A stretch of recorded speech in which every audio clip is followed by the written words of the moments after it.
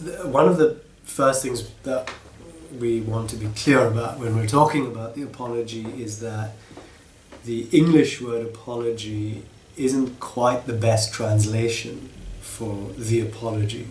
The Greek word apologia is a defense.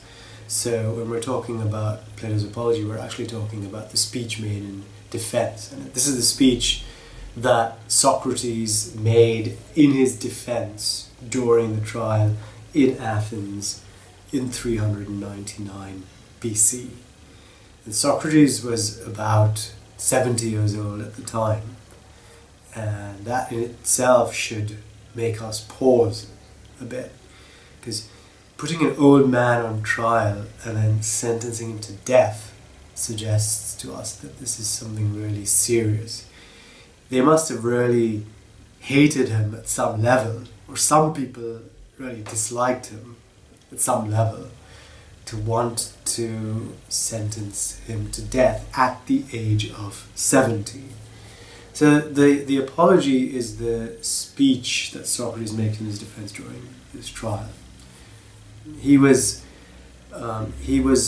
accused by three men, Meletus, Anytus, and Lycon, and the charges were impiety and corrupting the young. And so he was brought to trial to defend himself against these charges. And Socrates makes the speech in his defense. The jurors, there are 501 of them, find him guilty.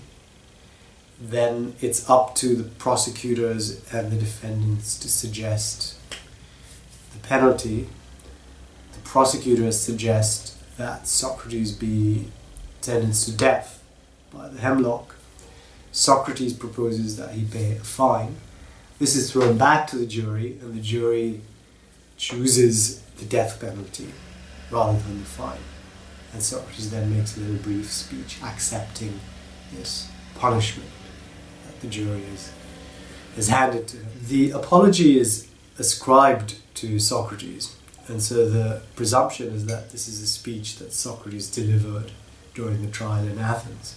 But in fact, of course, it's Plato who composed the speech, and it's difficult to tell how much of the speech is Plato and how much is Socrates. And this is a problem that we have in general, of course, with the dialogues. And the scholarly assumption tends to be that the later we get into the dialogues, there's more of Plato and less of Socrates.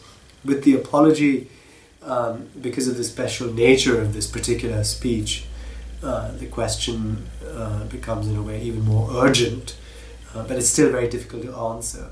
So it's just very difficult to say whether Socrates actually delivered these very words in Athens. And I think we have to assume that there's a degree of embellishment taking place here, that Plato is probably inventing passages that Socrates never actually uttered on this occasion.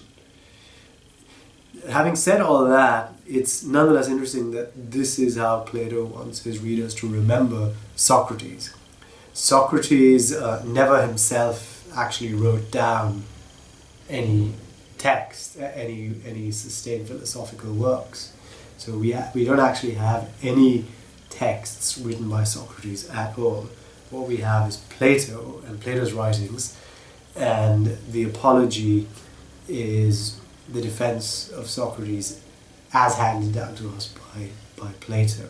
But we want to be careful here in saying that these are actually the very words that Socrates uttered at this particular occasion in Athens during the trial. We can't actually say that with any degree of certainty.